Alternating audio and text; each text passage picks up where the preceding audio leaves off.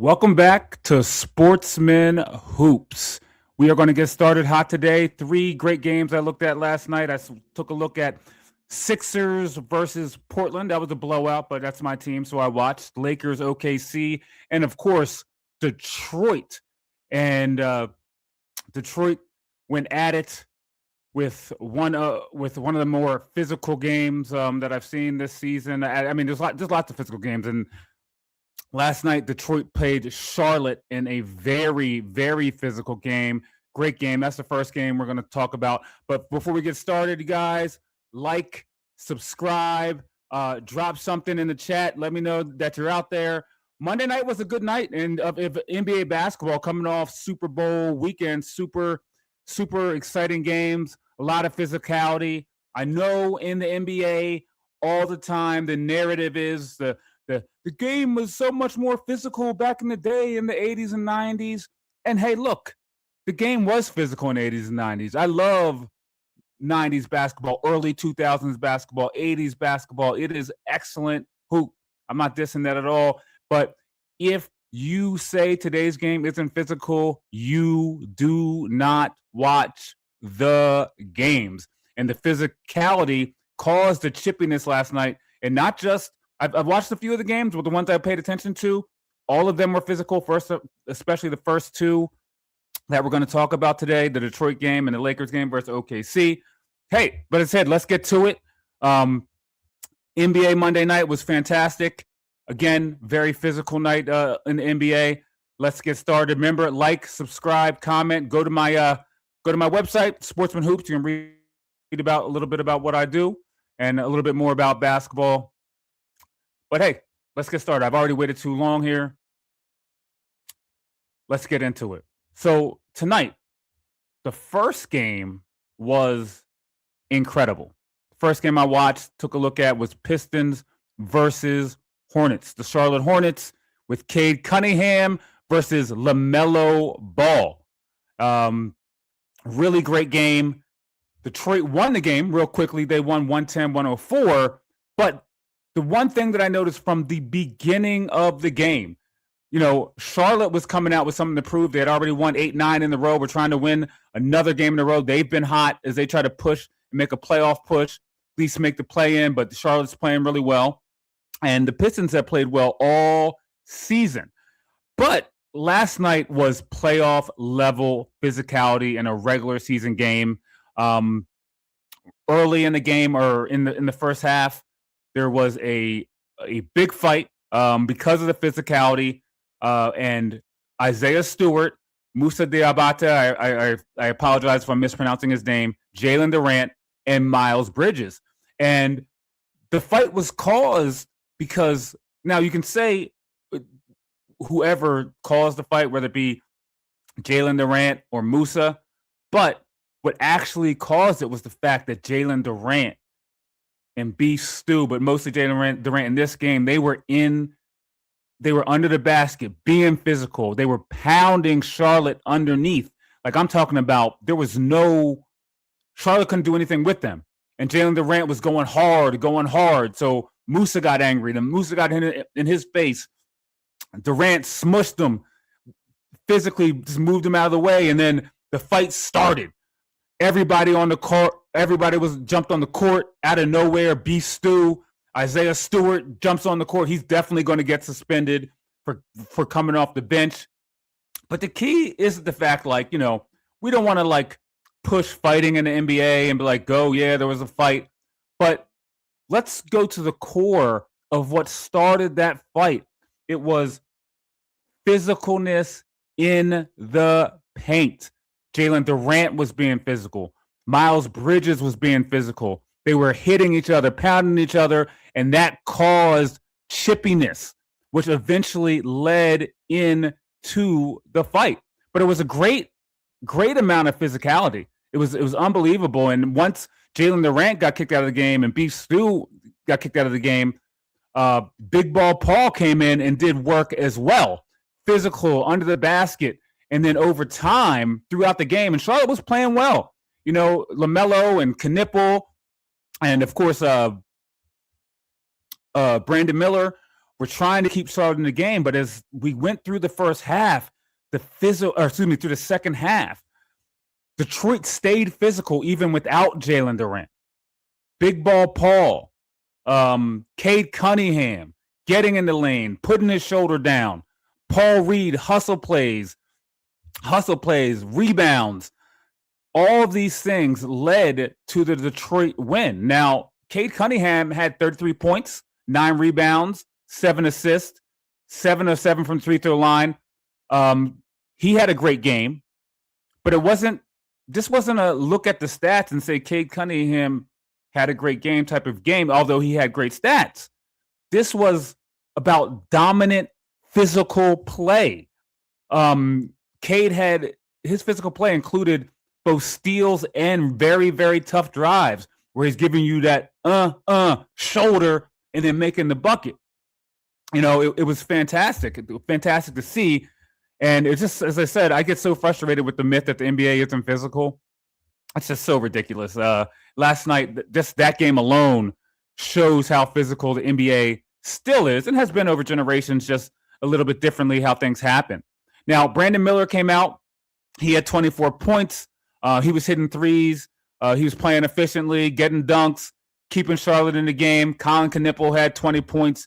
He was 4 of 9 from 3 for the game. So Charlotte did play well. Charlotte should be proud of themselves. They had a little bit of problems in terms of generating offense because Miles Bridges was out, especially when LaMelo was on the bench. But the one thing that I just noticed, like getting back to the physicality, one of the biggest problems was Cade would just get in the lane, put his shoulder down, and LaMelo just would like kind of fall off him. They had problems guarding Cade all night. Cade didn't start shooting the ball super well at the beginning of the game, but as the game went on, he had some clutch J's. He's not the greatest shooter, but he's a good enough shooter where you have to honor it. He made a big three down through late in the fourth to kind of push Detroit's lead out and give them a better opportunity to win the game. But along with all that, as I said, the physicalness of the game was what really stood out. Paul Reed came in. He had 10 points off the bench, but he was a key rebounder and a key defensive presence. I don't even know if Paul Reed was going to play last night, but with Jalen Durant and Beef Stew ejected from the game, he had to come in and step up he did. I don't want to focus too much on Cade. You guys know how I feel about Cade. Cade is a great player, and one of the biggest strengths of his game is his physicality. And that's what stood out in this game. But not that Charlotte was being weak. Charlotte was being physical as well. But Cade starting off the game, his physicality, Detroit's defense really highlights the NBA and how extremely physical it still is, despite the myth of it being soft. Charlotte fought hard, but Detroit's execution, Detroit's defense, Detroit's physicality took over in the second half. Charlotte could not keep up. Knippel and the rest of the boys tried to keep him in it, but Cade Cunningham was just too much. Now, hey, if you guys are enjoying the show, want to hear more about, get more breakdowns in the future, hey, tap the like button. Please comment below. I'm going to ask some questions at the end. I want to know what you guys think. What do you think about the NBA's physicality? Why do you think people don't think it's physical? Why do people just make things up and they won't give it credit?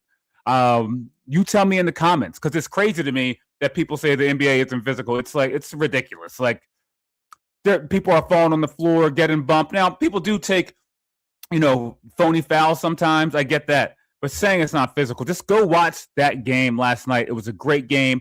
Great game by Cade. Unbelievable. Charlotte played hard. Charlotte should be proud of himself. And Charlotte's on the rise. And Detroit is already right there. And you guys let me know. Let me know which matchup stood out to you last night in terms of physicality. Now, game 2. Lakers versus OKC. And I think the story of the game here also was physicality and depth. OKC defeats the Lakers 119-110. The game started off, Austin Reaves LeBron came out trying to kind of set the table. He had a few bad turnovers. He threw, and they mentioned it in the broadcast. I think Austin Reaves mentioned it. He threw an absolute grenade into the post to DeAndre Ayton. It was awful. And I love LeBron, but like that, I don't know what he was thinking. LeBron's doing okay, but he has old man legs now. Don't get me wrong, he still dunks it. I'm not dissing him. He has old man legs. He doesn't dunk like he used to, but he's still a great player, and he had a great night last night in the loss. But hey, Austin Reaves tried to really kept the Lakers in the game early. He didn't score a lot of points, but I think he finished with 16. I don't know what he finished with total, so don't quote me on that. But I believe he finished with 16 points. But what he was doing, especially in the first half, was really, really setting up his teammates. Helping. He had 7 assists in the first half. Great game, great energy. Great energy for Austin Reaves. Didn't have the unbelievable game, but he was crossing people over and setting up his teammates. So that was good, and I enjoyed that. But as I said, the story of the game, I think it really started in the third, and it was just OKC's depth and physicality overcame LeBron and Marcus Smart's physicality, because Bron, who finished with 22 points and 10 assists and 6 rebounds, playing bully ball in the post, controlling the lane, backing them in, hitting fadeaways. LeBron was doing all that. So respect LeBron, 41 years old, even if he was 35 years old, 22 points, 10 assists, 6 rebounds again. He was playing bully ball, bullying them. Again, super physical game. Him and Marcus Smart, the rest of the team, Reaves making plays. They were playing really, really, really physical. But OKC is not only physical, they also have more depth than the Lakers. Now, I kind of buried the lead here. SGA and Luka, neither one of them played, but even without them, it was a really, really good game. OKC's cohesion. They played 11 guys in the game, and I think they all 11 played in the first half. And their defense, just in the second half, just smothered the Lakers. Now, as great as LeBron James played, or as good as he played, I don't want to say he played great, but he can bully them. But that length and athleticism from the young guys at OKC, I do think bothers him a little bit, because length and athleticism is always obviously going to help you in the NBA. But again, LeBron's physical nature, playing bully ball, pounding the ball low, getting post moves, fades, mini hooks. Marcus Smart again was doing the same. And then Alex Caruso for OKC. If I had to pick anyone to be player of this game, Alex Caruso had 17 points, 3 of 4 from 3, but that's not what it was. It was his hustle, his defense. Alex Caruso physically dominated the game as well. He matched LeBron's physicalness. He matched Marcus Smart's physicalness. Played great D. Got into it. He was intense, and I really think, even though J-Dub was the best player on their team or last night without SGA, or I should say J-Dub J-Dub played okay. He had some really clutch shots down towards the end of the game, but Caruso was the difference last night. Chet played pretty well, first-time All-Star, so Chet's having a great year, but it was definitely Caruso who pulled OKC through this game, along with the rest of the bench. The OKC bench had 32 points, showing their depth advantage over the Lakers, who were shorthanded, but so was OKC. And that's really, really what's going to hurt, I think, the Lakers in the playoffs as well. But great game. Again, the overall structure of the game was physicality, physical domination. LeBron and Reaves playing aggressive. LeBron playing bully ball. Caruso leading that momentum shift with his physicality. OKC's depth and execution proven just to be too much for the Lakers. Now, the last game I took a look at last night, unfortunately, were my Philadelphia 76ers against the Trailblazers, but I'm glad that I watched that game. The Sixers did lose 135 to 118. Maxey, I love Maxey, but small guards I'm always just scared of. And to me, as much as I love Maxey just takes a lot of just threes that I know he has to without Embiid playing, no Paul George. VJ didn't have a great night last night, so he has to get it up. And Quentin Grimes in a play, who's a great player, my guy off the bench, Q Grimes. He wasn't able to play last night, so Maxey had to get him up a little bit. I mean, it's not that Maxey played bad. It's just the fact that, I don't know, small guards in the game and these crazy threes. I know he can make them. He's having a great year, but sometimes some of these threes are just like, relax, bro. Like, again, I love him. I think he's the sixth best point guard in the NBA. But sometimes I feel like this time of the year, small guards get tired, their legs get tired, and they're not 6'6", 6'7", so they can't just rise up over people. So that hurts. But as I said, Portland defeated the Sixers 135-118. Big night for Toumani Camara. Again, I number 33 for Portland. I apologize if I'm mispronouncing his name, but great game by him. Sixers could not stop him. He had 30 points. He was 10 of 12 from the field and 8 of 10 from three. He had 3 steals, and Camara, he played great defense on Tyrese Maxey. And it was the first time I really had a chance to watch Portland in a long time. And Portland's young, and they're coming. They have a first-time All-Star, Danny Avdija, who came back and had a great game last night. But the person who really sparked them, it was Camara with the 30 points, 8 of 10 from three, and the unbelievable defense on Tyrese Maxey. He guarded Tyrese effectively. So really, really enjoyed the game. I actually watched Danny Avdija for the first time. He's a really good player. I see why he's an all-star. I kind of missed him being out there in Portland. But Sixers were shorthanded. No Embiid, no Grimes, of course no Paul George with the drug violation. But at the end of the game, or really throughout the entire second half, Portland's passing and spacing dominated. Portland finished with 35 assists as a team, which is fantastic and a season high for them. Sixers just weren't able to keep up.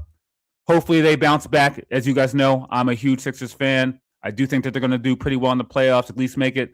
I think the Sixers are going to make it to the Eastern Conference Finals and surprise some people. But tonight was just not their night. They got blown out. Player of the night, for sure, Toumani. And again, I may be mispronouncing his name. Toumani Camara, 30 points, 10 of 12, 8 of 10 from three, 3 steals, defended Maxey very well. I know everyone always wants to hear about the superstars, but he was the player of the night throughout all the games, even with Cade being physical, 33 points, and having a great night as well. But again, player of the night, Toumani Camara. And in the comments below, please let me know if I mispronounce his name. I definitely am new to the Portland Trailblazers team. I mean, I know I just don't watch a whole lot of Portland, and it was actually fun watching them. Portland is an up-and-coming team for sure.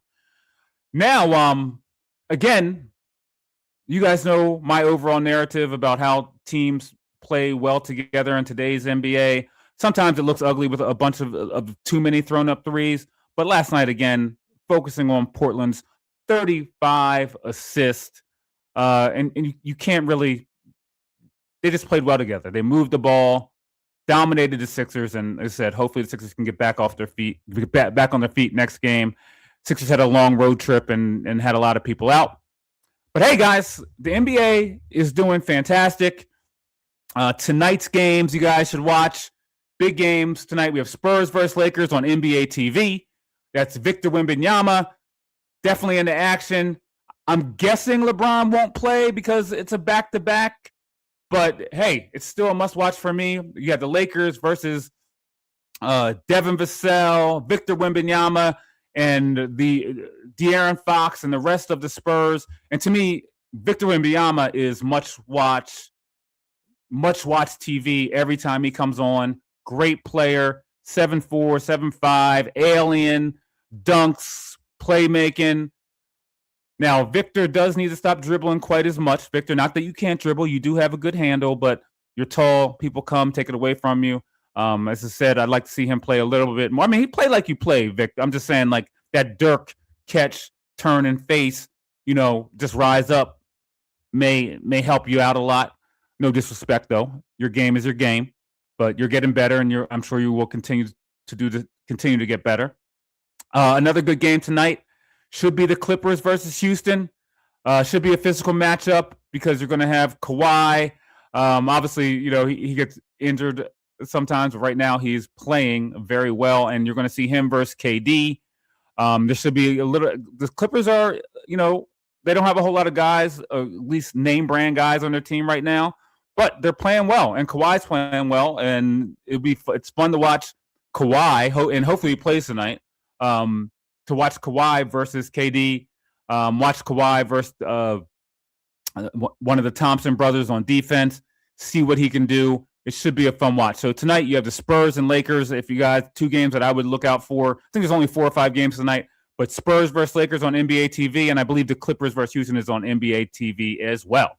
So as I said, hey, Monday night proved again that the NBA is still a very physical league.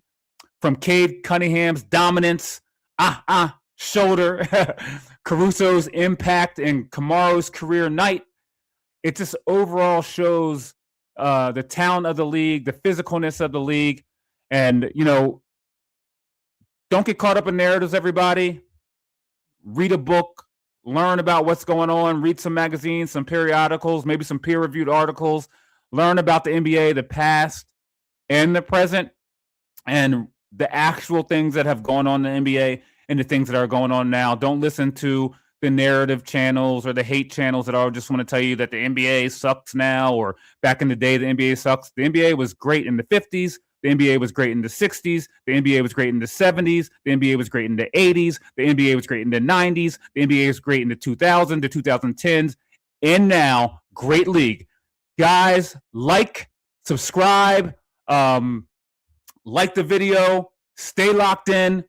We'll see you next time. I'll see if I get something out tonight. I am going to watch these games tonight, so I'll probably be back on either later today or early tomorrow morning. Hey guys, as I said, subscribe, share.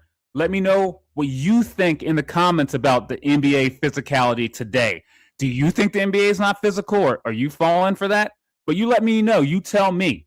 Again, subscribe, go to the website, do some reading, sportsmanhoops.com. I will catch you guys next time. The NBA is fantastic.